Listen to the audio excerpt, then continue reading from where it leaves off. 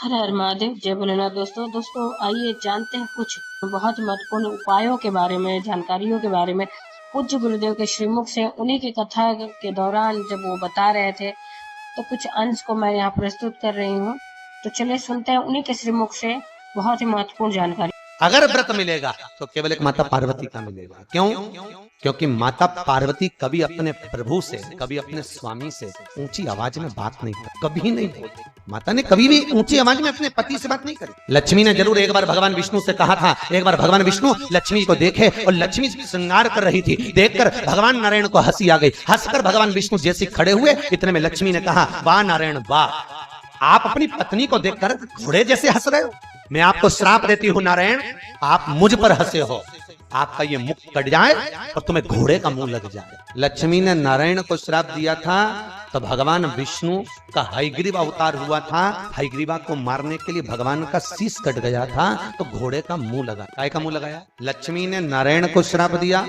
एक बार जब पुष्कर राज में ब्रह्मा जी यज्ञ करने के लिए बैठ रहे थे, ब्राह्मणों ने कहा जल्दी करो, ब्रह्माणी को बुलाओ, मुहूर्त निकल रहा है, बुलाओ ब्रह्माणी को। ब्रह्माणी तो तैयार होने में लगी। आई ब्रह्माणी को बुलाया जाए, आती नहीं ब्रह्माणी। बस आ रही हूँ तैयार होके, चलो। पता है पति बेचारा गाड़ी में बैठ के हारन बजाता रहे, पत्नी बेचारी अपना रुमाली ढूंढती रहे। वो बार बार हारन बजाए, ये बार बार क्या आ रही, अब ब्रह्माणी भी ऐसी आ रही, बस कह रही, परंतु इतने में देव ब्राह्मणों ने कहा मुहूर्त निकल जाएगा। तो ब्रह्मा जी ने कहा आपको जो करना है करो और यज्ञ चालू करो। इतने में ब्राह्मणों ने गाय को पकड़कर खड़ा करा और गाय माता के सामने ब्राह्मणों ने वेद की ध्वनि करना प्रारंभ करी। जैसे ही वेद की ध्वनि करना प्रारंभ करी, गाय के मुख से वेद माता गायत्री को प्रकट कर लिया और गायत्री को प्रकट कर कर भगवान ब्रह्मा जी के पास में गठजोड़ा बांधकर बिठा दिया। यज्ञ प्रारंभ हो गया। इतने में सरस्वती तैयार होकर आ गई। ब्रह्माणी जैसे तैयार होकर आई, ब्रह्माणी ने देखा कि मेरी जगह पर कोई दूसरा बैठा है। ब्रह्माणी क्रोध में लाल होकर बोली, ए ब्रह्मदेव, तुमने मेरे स्थान पर किसी दूसरी नारी को बिठाया है। मैं तुम्हें श्राप देती हूँ, पृथ्वी पर कहीं तुम्हारे मंदिर नहीं बनेंगे। केवल एक पुष्कर राज की भूमि पर अगर तुम्हें मंदिर बनवाना है तो एक कन्या का कन्यादान करना पड़ेगा। शास्त्र कहता एक कन्या का कन्यादान कर दो तो भगवान ब्रह्मा का मंदिर बन गया। एक कन्या का कन्यादान कर दो तो वैकुंठ में अपनी सीट पक्की हो जाती है साहब। एक कन्या का कन्यादान कर। और कई लोग तो बड़े भाग्यशाली होते हैं जिनके यहाँ 4, 5, 3, 2, 1 इतनी कन्याओं का कन्यादान हो। और ब्रह्मा जी ने फिर कन्यादान करा था। आपको सबको मालूम होगा, भांडिर वन में राधा जी अपने भाई मनसुख को भोजन देने आई थी और कन्हैया खेल रहे थे। नारद जी ने राधा और कृष्ण का विवाह भांडिर वन में कर दिया। इस विवाह को ब्रह्मा जानते हैं, राधा जानती है, कृष्ण जानते हैं, नारद जानते हैं। इसके सिवाय इस विवाह को कोई नहीं जानता। फिर जाकर ब्रह्मा जी का मंदिर द्वापर में बना, सतयुग में नहीं, त्रेता में नहीं, द्वापर में ब्रह्मा का मंदिर। ब्रह्माणी ने ब्रह्मा को श्राप दिया था, नारायणी लक्ष्मी ने भगवान विष्णु को श्राप दिया था, इंद्राणी ने इंद्र को श्राप दिया था, पर माता पार्वती ने कभी भगवान शंकर से ऊंची आवाज में बात नहीं करी थी। इसलिए आज भी माताएं सब जो व्रत करती हैं वो पार्वती के। छठ का व्रत पार्वती का, तीज का व्रत पार्वती का, चतुर्थी का व्रत पार्वती का, जितने व्रत माताएं करेंगी सारे व्रत माता पार्वती के, कोई देवी देवता के नहीं। बस निवेदन आपसे भी है, व्रत आपके भी चालू हो सकते हैं अगर तुम अपने पति से ऊंची आवाज में बात नहीं करो। अनसुईया मैया पतिव्रता धर्म का पालन करती है। अनसुईया मैया पतिव्रता धर्म का पालन करती है, पति को परमेश्वर मानती है, पति के चरणों को नमन करती है, पति के चरणारविंद का स्मरण करती है, पति के चरणों को नित्य पति प्रणाम करती है। आप में से कितनी माताएं जो अपने पति को रोज प्रणाम करती है? जरा हाथ उठा ले। अनसुईया मैया पतिव्रता धर्म का पालन करने वाली है, पति को परमेश्वर मानने वाली, पति के चरणारविंद का स्मरण करने वाली, पति के चरणों का अनुमोदन करने वाली। अच्छा ईमानदारी से बोलना, पत्नी पति को ज्यादा स्नेह करती है कि पति पत्नी को ज्यादा स्नेह करता है? पर ऐसा नहीं है, पति बोलता नहीं है, उसका प्रेम उसका स्नेह दिखता नहीं है। पर शिव महापुराण में और भागवत में पति के चरित्र। अच्छा उसको भी जाने दो, तुम तो अपनी एक बात। एक पति गार्डन में घूम रहे थे और गार्डन में घूमते घूमते फिर बच्चों को स्कूल कौन भेजेगा, टिफिन कौन बनाएगा, ट्यूशन कौन भेजेगा। पति ने पत्नी का हाथ पीछे खींचा, कुत्ता और आगे बढ़। पति बेचारा घबराया, इसको खा जाए, कुत्ता मुझे काट, मेरी पत्नी को नहीं काटना चाहिए, मुझे काटेगा चल जाएगा, पत्नी को काटेगा वो ना तो बच्चों को भेज सकती, ना उसके श्रृंगार करे, ना कुछ बच्चों का टिफिन बनाए, बेचारी बीमार पड़ जाएगी। मेरे को कुत्ता खा जाए पर मेरी पत्नी को नहीं काटे। उसने पत्नी का हाथ और पीछे खींचा, जैसे पीछे खींचा कुत्ता और आगे आया, और कुत्ता जैसे ही आगे आया देखा कुत्ता लपकने वाला है। इतनी देर में जैसे कुत्ता दौड़ा, पति ने पत्नी को गोदी में उठा लिया। जैसे गोदी में उठाया, कुत्ता भाग गया। कुत्ता भागा, पति ने पत्नी को नीचे उतारा। पत्नी गुस्से में लाल होकर बोली, तुम्हारे जैसा पति जिंदगी में कभी नहीं देखा मैंने। बताओ, दुनिया के लोग कुत्ते को भगाने के लिए पत्थर उठाते, तुमने मुझे उठा लिया।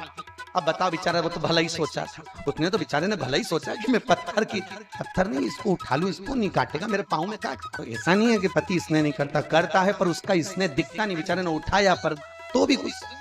अनसुईया मैया पतिव्रता धर्म का पालन करती है, पति को परमेश्वर मानती हैं, पति के चरणों का अनुमोदन। और जब पति के चरणारविंद का स्मरण किया गया, पति के चरणारविंद को नमन किया गया, अनसुईया मैया का सात्वित्व तीनों लोकों में छा गया। एक दिन लक्ष्मी जी ने भगवान विष्णु के सम्मुख में पार्वती और ब्रह्माणी को बुलाया, और पार्वती और ब्रह्माणी को बुलाकर कहा, तीनों देवियों ने अपने अपने स्वामियों से कहा, जाकर अनसुईया जी की परीक्षा लीजिए।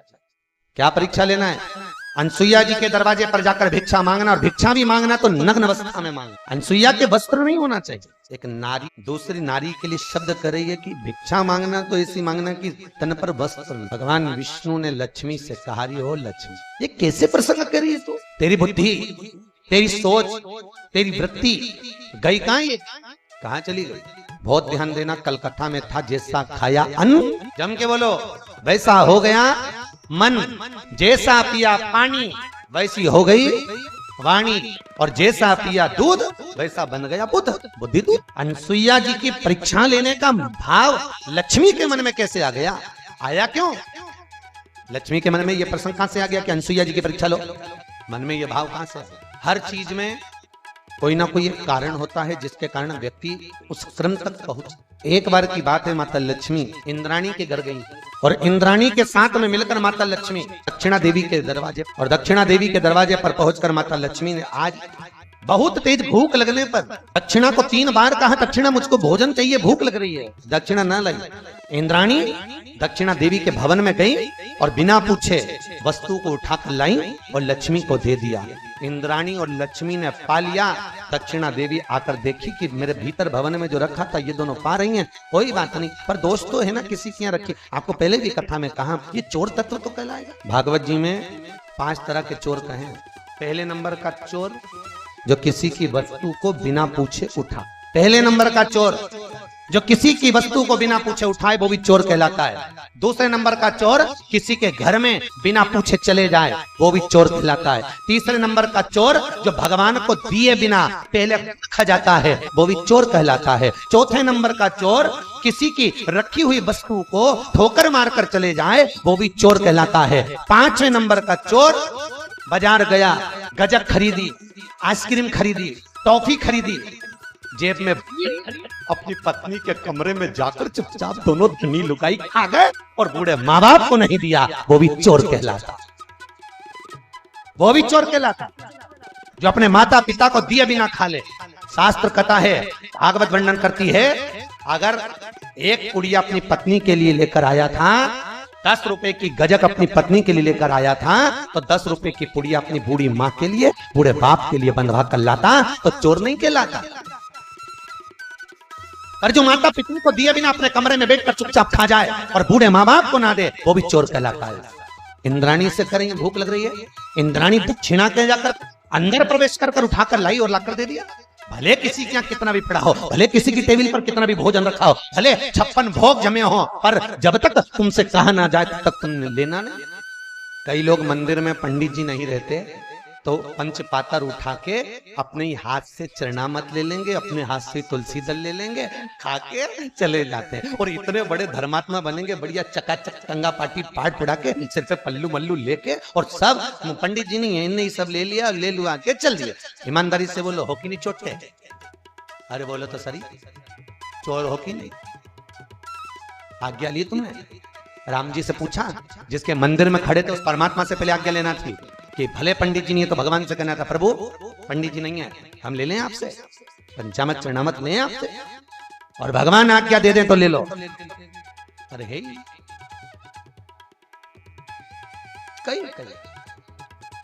हम कई जगह मंदिरों में देखते हैं, कई जगह की तो जाने तो हम तो सियोर के मंदिरों के भी कहते हैं कि वहां पर भी यही क्रम।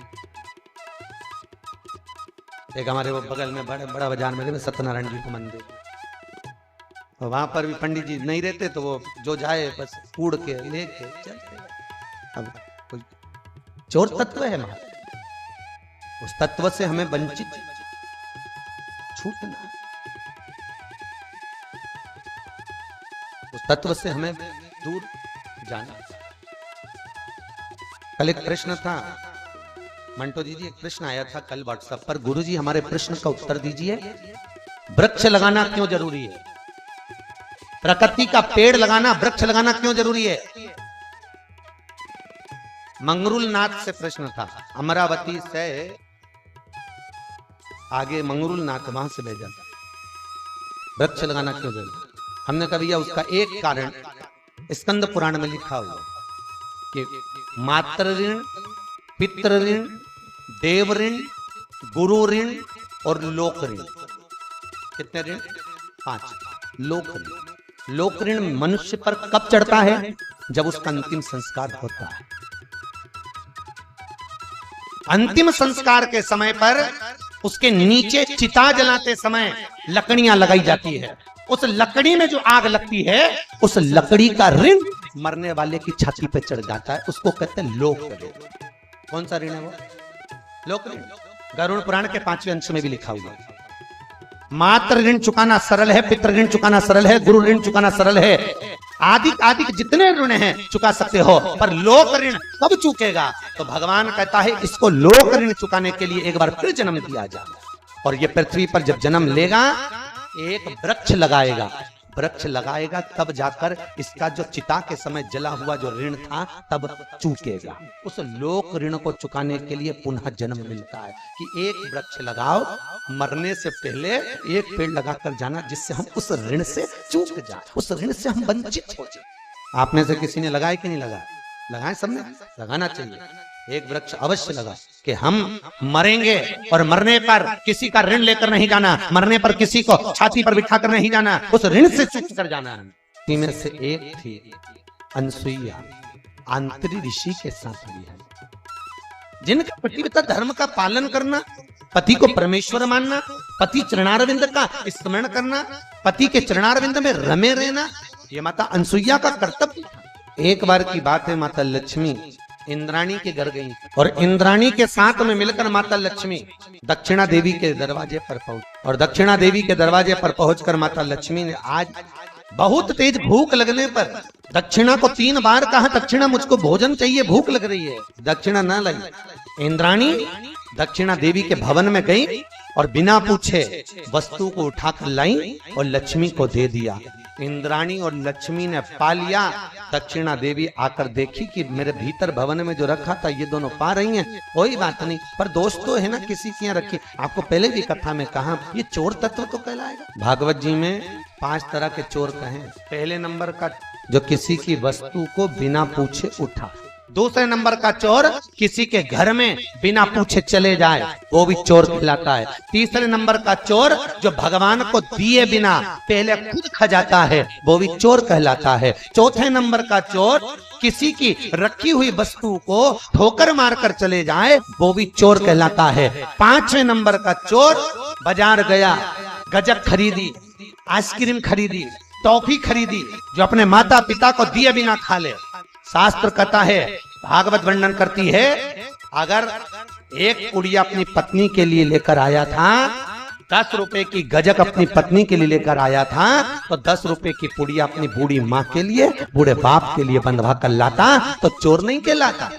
और जो माता पिता को दिए बिना अपने कमरे में बैठकर चुपचाप खा जाए और बूढ़े माँ बाप को ना दे, वो भी चोर कहलाता है। भगवान को समर्पित करे बिगर भी पाले ना, ये चोर। लक्ष्मी जी इंद्राणी से करेंगे, भूख लग रही है, इंद्राणी दक्षिणा के जाकर अंदर प्रवेश कर उठाकर लाई और लाकर दे दिया।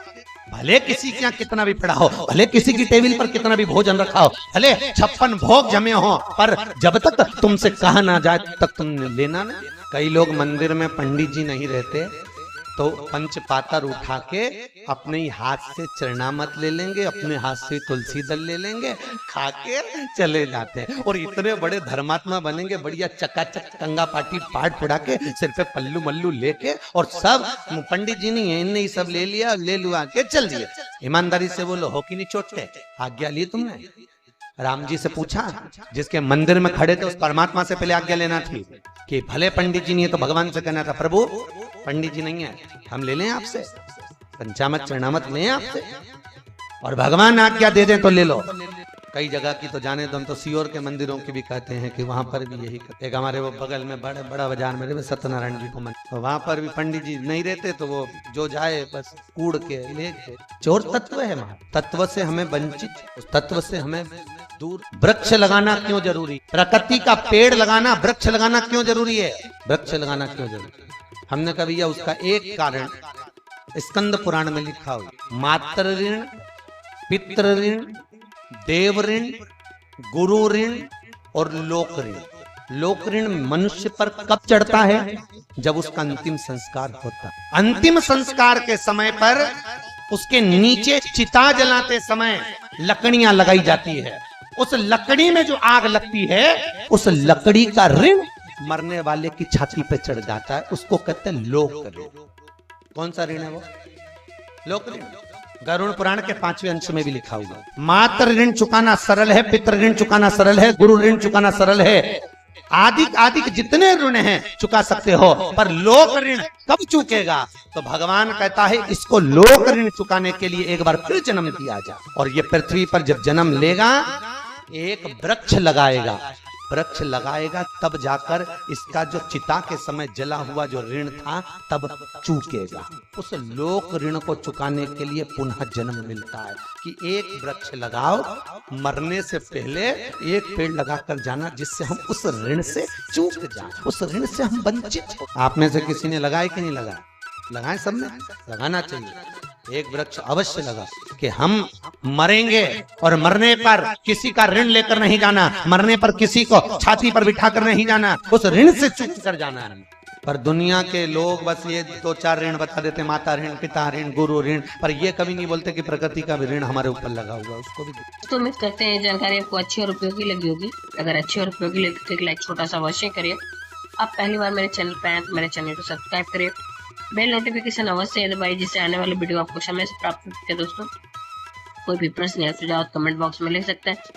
फिर मिलते हैं दोस्तों एक नई जानकारी के साथ नए वीडियो में। तब तक के लिए जय भोलेनाथ, हर हर महादेव, श्री शिवाय नमस्तुभ्यम। धन्यवाद दोस्तों।